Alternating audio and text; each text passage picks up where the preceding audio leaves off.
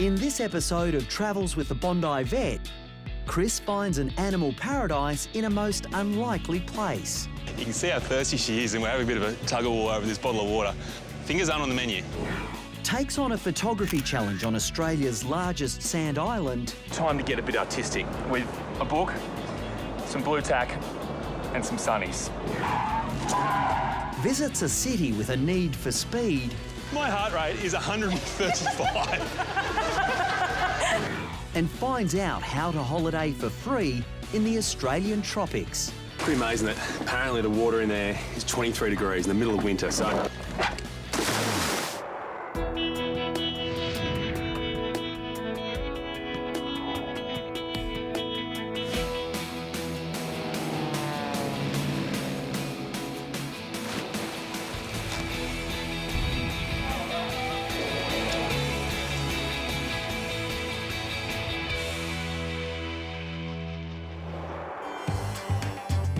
When it comes to Abu Dhabi, you tend to think of a city with its flash hotels, fast cars, and amazing shopping. You probably don't think wildlife. After all, how could anything survive out here? But I'll sniff out animals anywhere. Abu Dhabi is in the United Arab Emirates, but I'm heading for a tiny island 25 minutes flying time away called Bondi Vet. Yeah, it's home to this place, the Antarctica Desert Islands Resort. It's got all the creature comforts, but also plenty of creatures. It's part of the wildlife reserve next door, and I'm going on safari. What's amazing for me is you come out of the desert, which is seemingly so flat, so arid, so barren and lifeless. Come out here and it's bursting with life. You have so many of these gazelles, but more importantly, these oryx up here, which have been critically endangered, almost to the point of extinction. And out here, they're thriving. And it was the very real possibility of the oryx becoming extinct that prompted the founder of Abu Dhabi, Sheikh Al Zayed, to establish this Noah's Ark for Arabian animals in 1975. We originally started with 20 Arabian oryx here on the island. We've now got one of the largest herds in the world. We got between 750 and 850, so they've bred really, really well. They may have been bred well, but these two males aren't exactly well bred. Blokes will be blokes, and if they're left together, my wrestling partner Marius thinks one would end up dead. Yeah. The challenge? Making sure one of us doesn't end up the same way, courtesy of those razor-sharp horns. That side, I'll take this side. And then walk him into that corner. Yep. We need to get this old buck into solitary. Right? We turn around Yeah. and get his horns to the door. Yeah.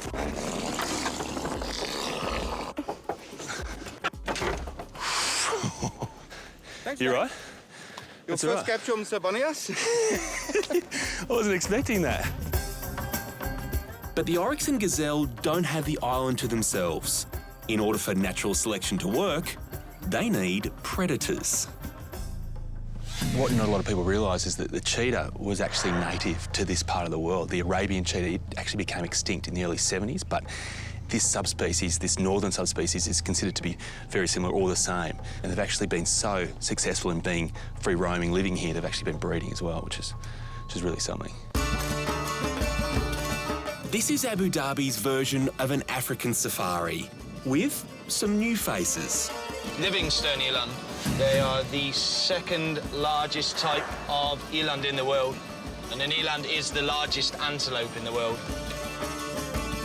On an island where every bit of water is pumped from the mainland, you take it where you can get it.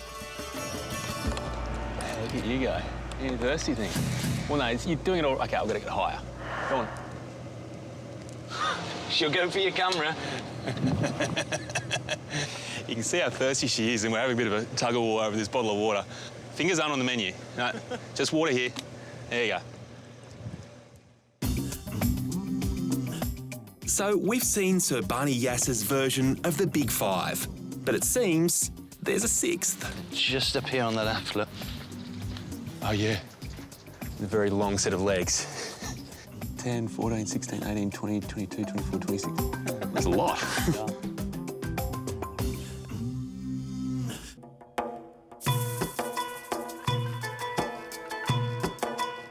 I'm sure I'm not alone in liking to combine animals with my holiday experience, but I can safely say I've never, ever seen it done quite like this before.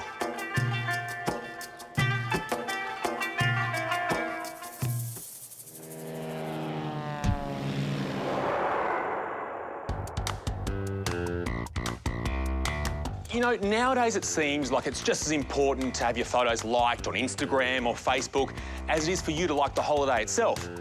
Hashtag just saying. So I'm going to equip you with all the tips you need to take likeable pics. I'm just going to need a bit of a hand.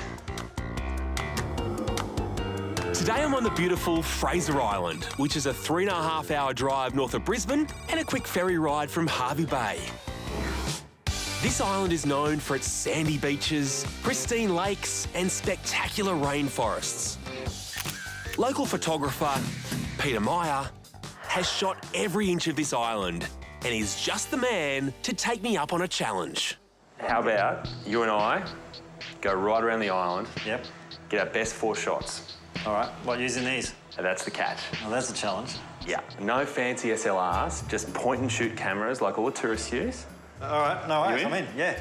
With our little cameras in hand, we'll go separate ways to see whether the pro or the vet can snap the best selfie, artsy, wildlife and landscape shots.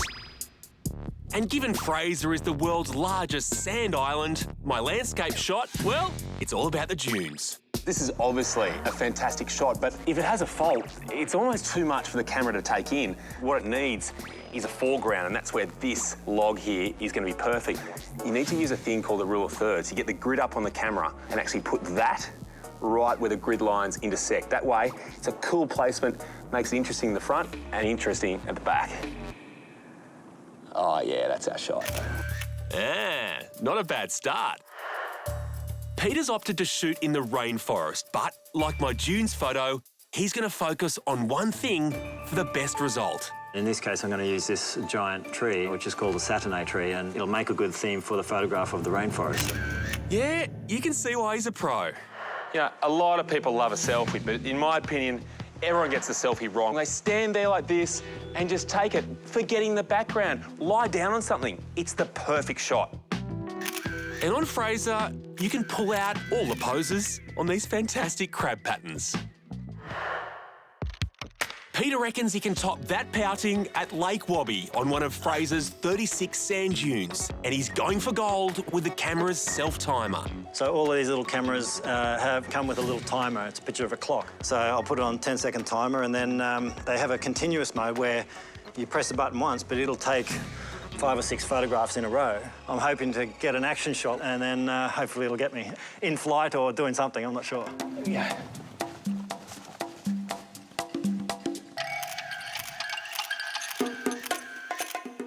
Cracker. Flying Pete probably tops my selfie.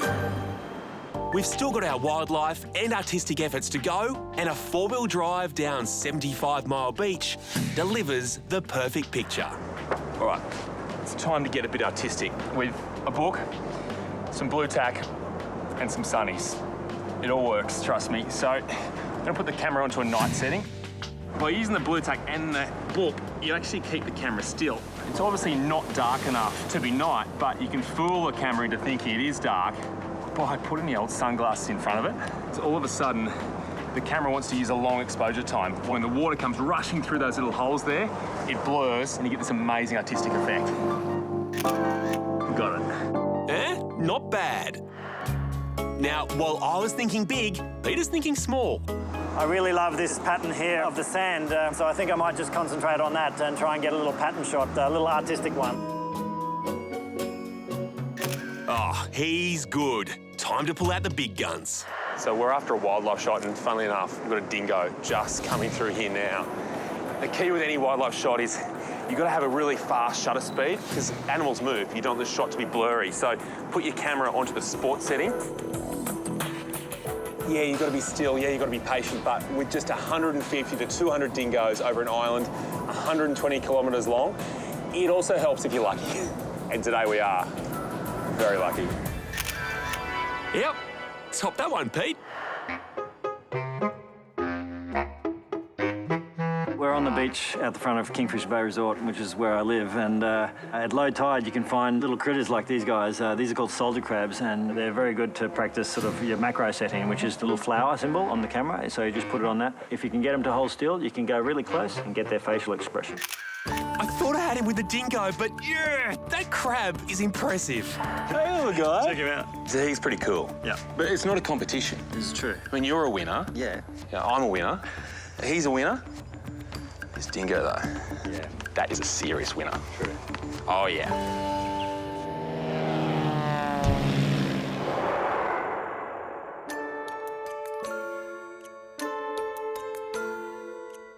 One of the best ways to get a feel for somewhere is to just have a wander around. And wandering around Canberra, I'm struck by its lovely buildings, its lovely institutions, its lovely parks, and its lovely lakes, which leads me to one inescapable conclusion. Canberra really is lovely. And given my mission, that's a bit of a problem, because all this does very little for one of these. I'm wearing a heart rate monitor that's telling me at the moment I'm doing around 75 beats a minute. Relaxed, just like the nation's capital. But is there anything in this town that's capable of doubling it? Literally getting my heart racing. So I'm heading north to get my feet off the ground. It's about half an hour outside of Canberra, sitting on the Great Dividing Range overlooking Lake George here and about to jump off the edge. Oh, oh yeah. I'm taken to the skies in a tandem paraglider. That was a really great feeling, just all of a sudden just being pulled by the sky. It's like the sky wants you. Look, I know this is supposed to be a solo mission in search of excitement. It's pure paradise. Yeah, it's beautiful. But there's a very good reason I'm not alone. You see, I've never done this before, and gravity being what it is, if I tried doing this solo, I'd probably end up with no heartbeat. That is just a beautiful experience. It's not so much the adrenaline, it's just this overwhelming sense of awe over what you're seeing, what you're experiencing. Paragliding gets a big tick from me. And we're down. As for the heart rate monitor, just 120 beats per minute. Time to put the old ticker into overdrive.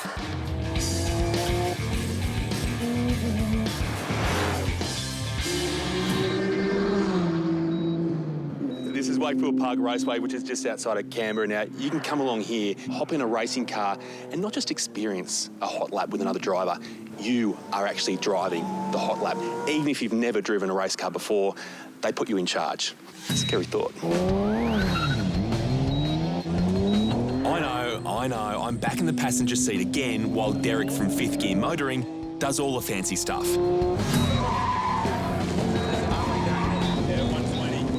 But let's face it, you don't get behind the wheel of a 400 horsepower twin-turbo muscle car nicknamed Godzilla if you don't know what you're doing first. Well, you can drive, which is reassuring. In no time at all, Derek seems to think I do know what I'm doing, so my heart rate monitor and I are about to go mano a mano with Godzilla. If I can just get in, that is. Gentlemen, monsters, start your engines. This is going to be interesting. Install it. That's it. That's amazing. Heart rate, low. Embarrassment factor, off the chart. Not a great start. So, I'm already at 130 beats a minute. 140 beats a minute, wow.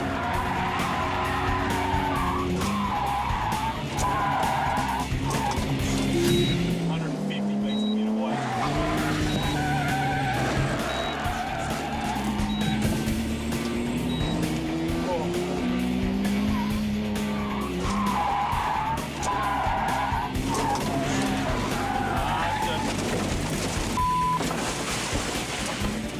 That's a bad drive. Oh.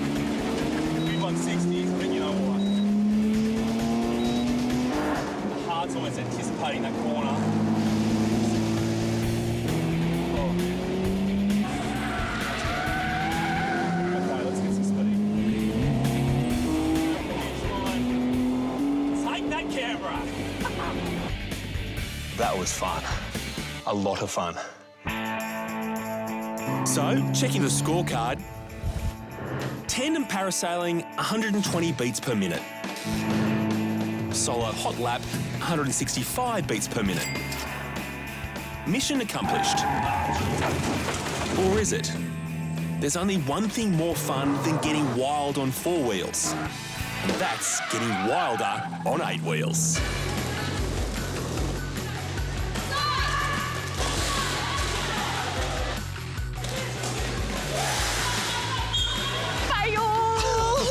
My last high-octane Canberra thrill is this. Roller derby? I've been watching it trying to work out whether it's really serious or really fun.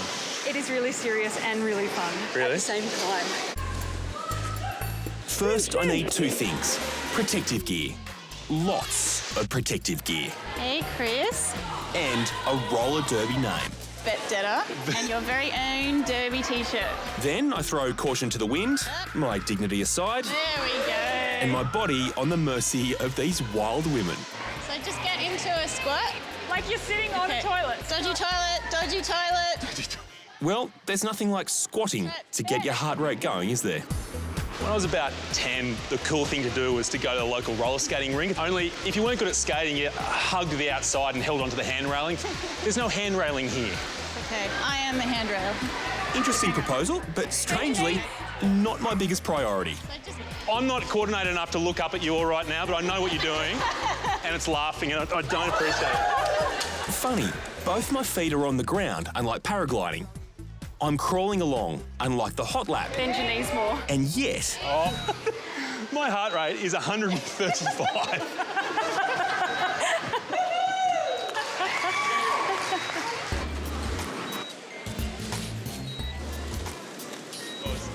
I was doing 190 kilometres an hour around a racetrack out of control, and it was 120. My heart rate's 150. It's been good and all, but... Whoa! 163 beats a minute now. according to the hand-railing maidens, roller derby is the fastest growing women's sport in the world. And I'm living proof of why it's not the fastest growing men's sport.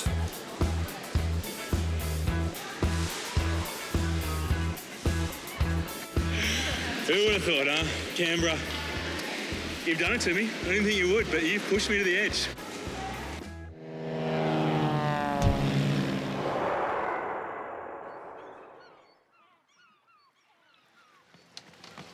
To be honest, I'm a bit nervous. I've never really done this before. It's like leaping into the unknown. They said they'd meet me at the rocks overlooking the water, which sounds really romantic. I think that's them. Hi. Oh, hi. How you going? Good. Are you the guys that I'm doing this with? My husband's asked me to do it for about 6 years with another couple maybe, but we haven't done it yet. So. Yeah, Okay. we haven't done it together yet. Okay. Yeah. We'll just... We'll be right. Just, Been new for us. yeah, it's nice. That's really sweet. Got your attention, didn't I? Okay, I'll come clean. This group date starts at Airlie Beach, where we'll be sailing around Queensland's gorgeous tropical Whitsunday Islands. How are you? Good, Chris, yourself? All right, we're here for the adventure. Thanks to a website called Find a Crew, Rod and Heather have got 4 novices to do all the hard work. We've mastered our first task. And we get a free holiday. Crewing websites have thousands of trips listed by boat owners around the world. Just get online, pick a trip, then arrange where you jump on board and how long you go for. Most cruising people like ourselves, we're on a budget. We like the idea of being able to take somebody else and enjoy the adventure with us. We expect to be contributing towards the cost of at least the food and maybe a bit of fuel. We're talking maybe $20-30 a day. Sweet. Listen, guys, we're going to put the mainsail up and we'll get you to hoist it. The hoisting thing? Yep. How? The rope that you use to pull up the mainsail, right? The mainsail's the big one at the back. Yeah. Now, it's not called a rope, it's called a sheet. Right. The thing that looks like a sheet is a sail, and the thing that is a sheet is a rope. Don't confuse me, right? That's the main sail rope. So you can pull it now. Seems easy enough.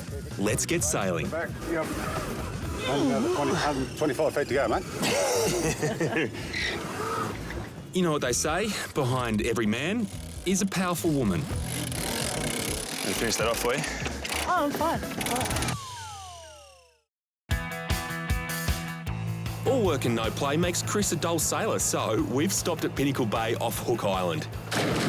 It's a great snorkelling and diving spot. Pretty amazing that apparently the water in there is 23 degrees in the middle of winter, so after all the hard work's done, it's time for some hardcore snorkeling. Wow, it's beautiful.